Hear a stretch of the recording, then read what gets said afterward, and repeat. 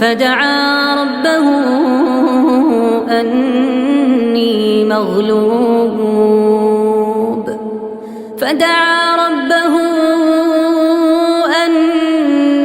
مغلوب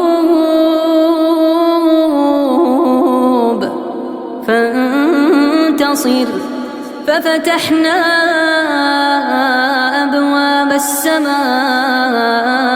بماء منهمر وفجرنا الأرض عيونا فالتقى الماء على أمر قد قدر وحملناه على ذات ألواح ودسر تجري بأعيننا جزاء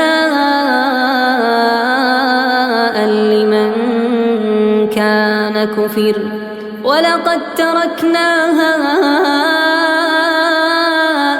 آية فهل من مدكر.